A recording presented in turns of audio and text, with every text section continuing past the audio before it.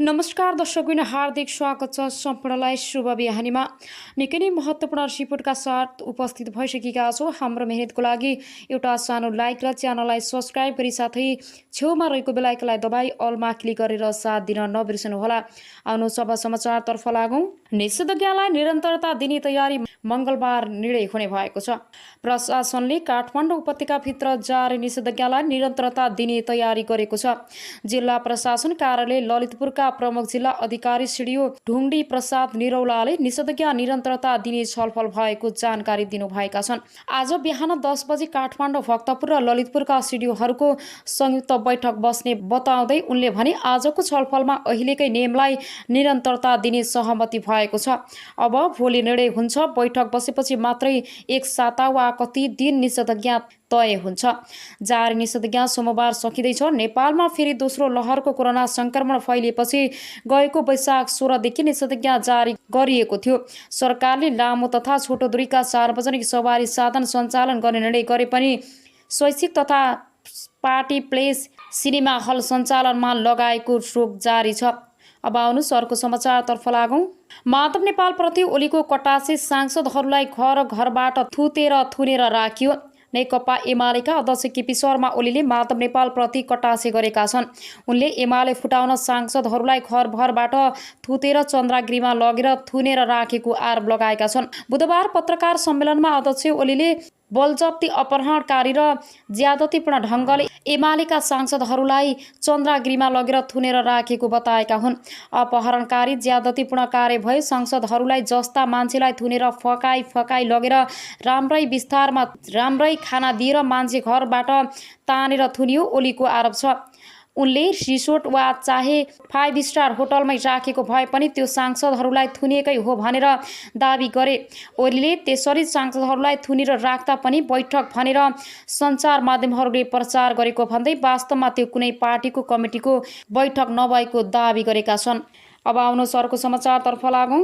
प्रस्तावित नेकपा एकीकृत समाजवादी पार्टीका अध्यक्ष माधव कुमार नेपाल चन्द्रागिरी रिसोर्ट पुगेका छन्। नेता नेपाल पुगेसँगै अहिले एकीकृत समाजवादीको केन्द्रीय कमिटी बैठक बस्न लागेको छ। चन्द्रागिरी रिसोर्टमा जाँदै गरेका समाजवादीका नेताहरूलाई रामकुमारी झाँक्री र किसान श्रेष्ठले केबल कारमा स्वागत गरिरहेका छन्।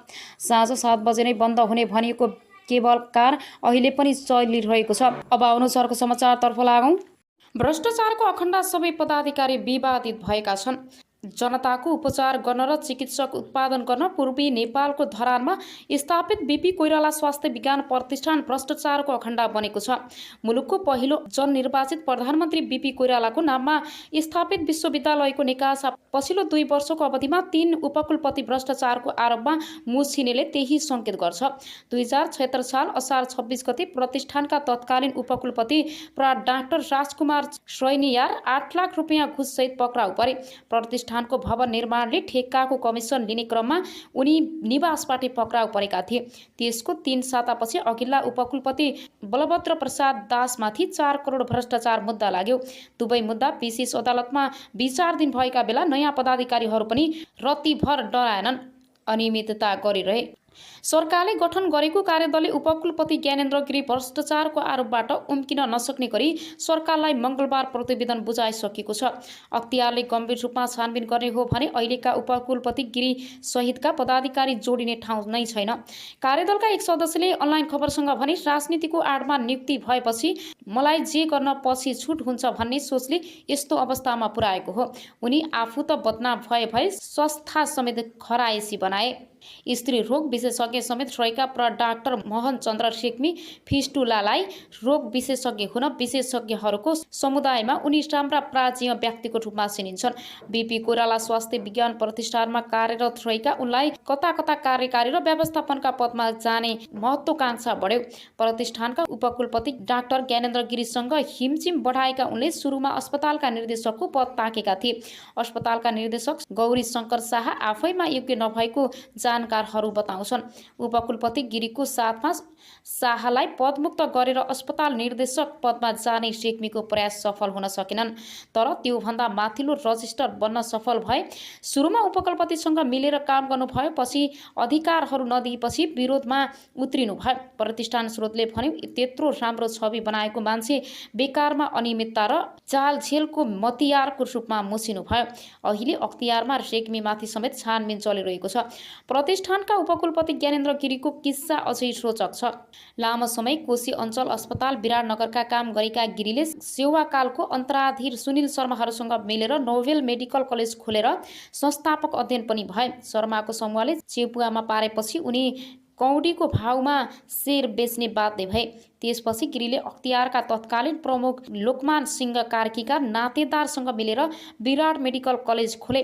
लोकमानको शक्तिको आडमा विराट मेडिकल कलेजले काठमाडौँ विश्वविद्यालयबाट विस्तारित कार्यक्रममा नाममा सम्बन्ध पार्यो। गिरी काङ्ग्रेस नेता शेखर कोइरालाका नजिकका कार्यकर्ता थिए। प्रतिनिधि सभा निर्वाचन 2074मा काङ्ग्रेसले सुनिल शर्मा मोरङ 3मा उम्मेदवार बनाएपछि गिरी कोइरालासँग मिचिए।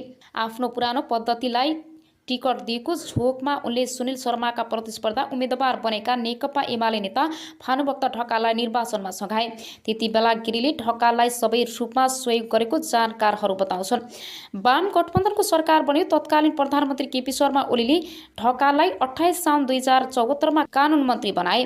तर 4 मङ्सिर 2076मा ढकाल स्वास्थ्यमा आएपछि चुनावमा गरेको सहयोगको गुण तिर्नै गिरीलाई प्रतिष्ठानको उपकुलपति बनाएका थिए। राजनीतिको आडमा पदमा पुगेका उपकुलपति गिरीले प्रतिष्ठानमा मनोमानी गर्न थाले। उनलाई कुनै शक्ति, प्राज्ञिक र आर्थिक अनुशासन जरुरी थिएन। आफ्नो समर्थन गर्ने ठानेर उनले विश्वविद्यालयमा कार्यरत डाक्टर महेश चन्द्र रेग्मीलाई रजिस्ट्रारमा नियुक्त गर्न स्वास्थ्य मन्त्री ढकाललाई सिफारिस गरे र नियुक्ति पनि दिए। उनी अहिले प्राध्यापक पद जबरजस्ती लिएको आरोपमा फँसेका छन्। प्रतिष्ठानमा कार्यरत आन्दोलनरत चिकित्सक तथा अध्ययन कार्यदलका सदस्यका अनुसार हाल बीपीमा रहेका सबै पदाधिकारीहरू विवादित बनेका छन्। तुलनात्मक रूपमा राम्रो छवि मानिएका रेजिस्ट्रार डाक्टर गुरुप्रसाद खनाल पनि नियमित उपकुलपति हुँदा अनेक विवादास्पद निर्णयमा संलग्न रहेको पाइएको छ। कुनै प्राज्ञिक पृष्ठभूमि नभएका अस्पताल निर्देशक डाक्टर गौरी शङ्कर शाह खरिदमा मात्रै रुचि राख्ने पदाधिकारी मानिन्छन्। प्रतिष्ठान स्रोतले भन्यो, प्रशासनिक दक्षता नभए पनि उनलाई खरिदको काम र कमाई हुने क्षेत्रमा औधी रुचि छ। उनको पदावधि केही महिना बाँकी छ। दलीय भागभण्डा र शक्तिको आडमा नियुक्ति हुनेहरूले मनोमानी गरेर संस्थालाई बिगार्ने काम गरे। प्रतिष्ठानको आन्दोलनरत सङ्घर्ष समितिका संयोजक डाक्टर एसपी सिमाल भन्छन्, नियुक्ति गर्दा नै राजनीतिक स्वार्थमा पनि पदाधिकारी सिफारिस हुने गरेको छ। उनीहरूले शक्तिको आडमा अनियमितता गर्ने कुनै नौलो कुरा भएन।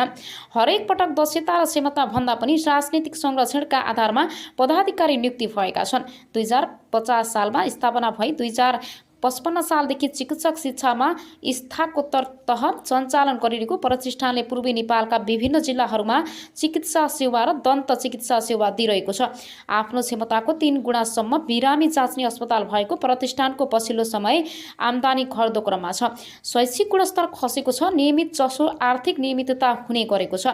प्राज्ञिक काम कारबाही तहस नहस छ भने अस्पतालमा बिरामी फेरेर रेफर गरेर कमिसन लिने प्रवृत्ति मौलाएको छ। पदाधिकारीहरूको असहमतदारी र झैझगडाले स्थिति झन तनावपूर्ण बनेको छ। बेथिति मौलाएको प्रतिष्ठानमा एकै वर्षमा 48 करोड रुपियाँसम्म बेरोज निस्किएको छ। 2 अर्ब 20 करोडको बजेटमा 70% रकम चालु प्रकृतिका काममा खर्च हुन्छ। प्रतिष्ठानमा आवास छ तर बाहिरका मानिसहरू बसेका छन्। छात्रावास र कर्मचारी आवासमा पानी चुहिन्छ। नर्सिङ स्टाफलाई आवास छैन तर संस्था बाहिरका व्यक्तिले आवास पाएका छन्। निवासमा अस्पतालमै काम गर्न जुनियर रेसिडेन्टलाई मासिक 4000 भाडा असुलिएको छ। अहिलेका यी 4 पदाधिकारीले संस्थालाई बदनाम बनाएकोले तत्काल उनीहरूलाई बर्खास्त गरेर योग्य र समक्ष पदाधिकारी नियुक्त गर्नुपर्छ, एक सिनेटरले अनलाइन खबरसँग भने। नत्र आफै जनचेतनाको नाममा स्थापित स्वास्थ्य निकायको अवस्था बेहाल हुँदा सत्तारूढ दल मूक दर्शक हुने भयो।